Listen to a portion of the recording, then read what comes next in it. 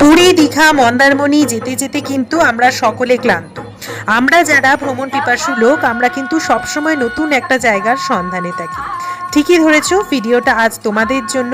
আজ এমন একটা জায়গায় নিয়ে যাব যেখানে থাকছে মন্দির, সাথে পাহাড় এবং চম্পারণ মিট আর হন্টেড শো।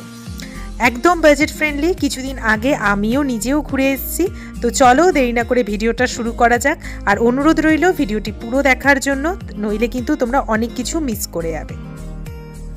প্রথমেই কিন্তু আমি বর্ধমান স্টেশন থেকে কিন্তু যোশীটি স্টেশনে পৌঁছে গিয়েছিলাম। যারা তোমরা গাড়ি করে আসবে তারা কিন্তু ডাইরেক্ট দেওঘরে চলে যেতে পারো। যেহেতু আমি ট্রেনে করে এসেছিলাম, তাই আমি যোশীটি স্টেশনটাকেই বেছে নিয়েছিলাম। স্টেশনে নেমেই সর্বপ্রথম একটা অটো করে নিলাম হোটেল অবধি পৌঁছাবার জন্য। অটোতে কিন্তু মোট 5 জন বসতে পারে আর 150 টাকা কিন্তু ভাড়া। এরপর আমরা হোটেলে পৌঁছে গিয়েছিলাম। হোটেলটা ভীষণ সুন্দর আর খুবই পরিষ্কার ছিল। আর নিচেই ছিল রেস্টুরেন্ট হোটেলের, কিন্তু এটা কিন্তু পিওর ভেজ, তার কারণ হচ্ছে মন্দির একদম পাশে, তাই জন্য। আর এখানে কিন্তু লিফটেরও সুব্যবস্থা আছে। এটা হচ্ছে আমার রুম। চলো একটা রুমের ট্যুর দিয়ে দেওয়া যাক। এটা হচ্ছে ওয়াশরুম। ওয়াশরুমটাও ভীষণ সুন্দর ছিল। ওয়াশরুমে কিন্তু গিজার, শাওয়ার, এছাড়াও কিন্তু যে সমস্ত প্রয়োজনীয় কিট সবই কিন্তু দেওয়া ছিল। ডেন্টাল কিট থেকে আরম্ভ করে শ্যাম্পু, সোপ সবই দেওয়া ছিল। এরপর আমরা স্নান করে দুপুরে লাঞ্চ খেতে বেরিয়ে পড়লাম। লাঞ্চে নিয়েছিলাম মাছ, ডিম আর চিকেন। এই দিয়ে আমরা লাঞ্চ সেরে একটুখানি ঘুমিয়ে রেস্ট নিয়ে বিকেলে বেরিয়ে পড়লাম সাইট সিন করতে। হোটেলের নিচের থেকেই একটা অটো রিজার্ভ করে আমরা চলে গিয়েছিলাম নন্দন পাহাড়ে। জায়গাটা ছিল ভীষণই সুন্দর আর ঘোড়াও চড়ে বেড়াচ্ছিল। এখানে কিন্তু ঘোড়ার পিঠে বসেও কিন্তু জায়গাটায় ঘুরতে পারে, বা ঘোড়ার পিঠে বসেও কিন্তু আপনারা ফটোও তোলাতে পারেন। পার্কটা ভীষণই সুন্দর। পার্কের প্রবেশ মূল্য মাত্র 20 টাকা। পার্কে কিন্তু অনেক সিটিং এরিয়া আছে, তাই যাদের পায়ে প্রবলেম হবে তারা কিন্তু আরাম করে বসতে পারবেন এখানে এবং পাহাড়ের মজা নিতে পারবেন। বা বলা যায় সন্ধ্যের চাটা কিন্তু এখানেই আপনারা এনজয় করতে পারেন সানসেট দেখতে দেখতে। পার্কের মধ্যেই কিন্তু একটা হন্টেড হাউস ছিল, এখানে কিন্তু শো চলছিল। তো আমরা একটুখানি এক্সাইটেড হয়ে চলে গিয়েছিলাম হন্টেড হাউসে শো দেখার জন্য। শোটা ভীষণ ভালো ছিল, খুব সুন্দর লেগেছিল। যতটা ভিডিও নিতে পেরেছি ততটা নেওয়ার চেষ্টা করেছি এবং আপনাদের সাথে ভাগ করে নিলাম।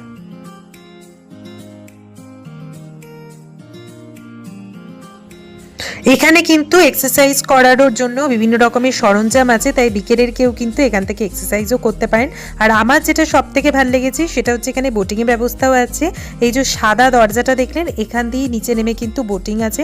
যদিও আমি করিনি, কিন্তু আপনারা কিন্তু ডেফিনেটলি করতে পারেন, তাহলে কিন্তু একটু অন্য রকমের অনুভূতি হবে পাহাড় সাথে বোটিং। আর সব থেকে এই পাহাড়ের যেটা আমার ভাল লেগেছে সেটা হচ্ছে পাহাড়ে কিন্তু একটি সতী মাতার মন্দির আছে, মায়ের মন্দির আছে কালী ঠাকুরের। তো সেই মন্দিরেও গেছিলাম। আর পরন্ত বিকেলে মন্দিরে গিয়ে মায়ের আশীর্বাদ নিলাম। এর থেকে আর বড় পাওনা কি হতে পারে। এরপর বেরিয়ে চাট, আইসক্রিম আরও অনেক কিছু খেয়েছিলাম, ফুচকা, বাট সেগুলোর ভিডিও নেওয়া হয়নি, তার জন্য অত্যন্ত দুঃখিত। এরপর হোটেলে পৌঁছেই বেরিয়ে পড়লাম বৈদ্যনাথ ধামের উদ্দেশ্যে। এতক্ষণে নিশ্চয়ই সবাই বুঝে গেছেন আমি কোথায় আছি। আমি আছি দেওঘরে। তো এখানে বৈদ্যনাথ ধামের একদম কাছে আমাদের হোটেল ছিল, প্রায় 200 মিটারের মধ্যে। তো পায়ে হেঁটেই যেতে হবে, কারণ তারপরে কিন্তু আর টোটো চলে না। তো বৈদ্যনাথ ধাম কিন্তু 12টা জ্যোতির্লিঙ্গের মধ্যে একটি। আমরা যখন মন্দিরে উপস্থিত হয়েছিলাম তখন কিন্তু সন্ধ্যা আরতি চলছিল। তো সন্ধ্যা আরতি দেখবার আমাদের কিন্তু সৌভাগ্য হয়েছিল। বলে রাখি, জ্যোতির্লিঙ্গ মন্দির ছাড়াও কিন্তু আরও 21টি মন্দির কিন্তু এখানে রয়েছে। চলুন আপনাদের সাথে একটু বৈদ্যনাথ ধামের ইতিহাসটা ভাগ করে নেওয়া যাক। রাবণ হলো শিবের পরম ভক্তের মধ্যে একজন। তাই রাবণের অনুরোধে শিবের কৃপায় কৈলাস পর্বত থেকে রাবণ শিবকে নিয়ে যাচ্ছিল লিঙ্গরূপে। কিন্তু শিবপুত্র গণেশের ছলনাতে রাবণ শিবলিঙ্গ নিয়ে যেতে পারেনি। লঙ্কায় সেই শিবলিঙ্গ বৈদ্যনাথ নামে আবির্ভাব হয়। খুব ভালোভাবে কিন্তু আমরা ভগবানের দর্শন করেছিলাম এবং শৃঙ্গারেও উপস্থিত ছিলাম। এরপর হোটেলে পৌঁছে একটুখানি পায়ের ম্যাসাজ করে নিলাম। তারপর হোটেলে অর্ডার দিয়েছিলাম নুডলস। এটা ছিল ভেজ নুডলস, খেতে অসম্ভব ভালো ছিল। তারপর একটুখানি চা আর বিস্কিট খেয়ে নিয়েছিলাম। পরের দিন সকালে কিন্তু আমরা ব্রেকফাস্ট সেরে স্নান করে বেরিয়ে পড়েছিলাম সাইট সিন করতে একটা গাড়ি বুক করে। তো এটা হচ্ছে নৌলাক্ষা মন্দির। নৌলাক্ষা মন্দিরটি রানী চারুশীলা কর্তৃক নির্মিত হয়েছিল, যিনি কলকাতার পাথুরিঘাটায় বাঙালি রাজপরিবারের ঘোষ পরিবারের সদস্য ছিলেন। চারুশীলা তার স্বামী অক্ষয় ঘোষ এবং পুত্র যতীন্দ্র ঘোষকে অকালে হারিয়েছিলেন। এটি তাকে বিধ্বস্ত করে তুলেছিল, যার ফলে তিনি শান্তির সন্ধানে তার বাড়ি ছেড়ে চলে যান। পরে দেওঘরে থাকাকালীন চারুশীলা সন্ত বালানন্দ ব্রহ্মচারীর সাথে দেখা করেন, যার আশ্রমে তিনি কিছুক্ষণ ছিলেন। তার পরামর্শে তিনি নৌলাক্ষা মন্দির নির্মাণের সিদ্ধান্ত নেন। এই নির্মাণের জন্য তিনি 9 লক্ষ টাকা অনুমোদন করেন, যার ফলে এই নৌলাক্ষা নাম লাভ করে। মন্দিরটি 1940 সালে সম্পন্ন হয়। এরপর আমরা চলে গিয়েছিলাম একটি শিব মন্দিরে। এই শিবটি প্রায় কিন্তু 9 ফুট লম্বা ছিল।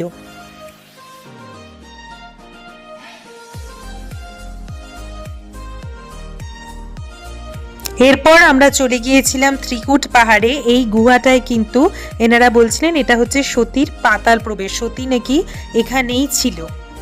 ত্রিকুট পাহাড়ের কিন্তু 3টি চূড়া রয়েছে, যা 3 হিন্দু দেবতা ব্রহ্মা, বিষ্ণু এবং শিবের নামে নামকরণ করা হয়েছে। 3টির মধ্যে কিন্তু মাত্র একটি চূড়া পর্যটকদের জন্য উন্মুক্ত।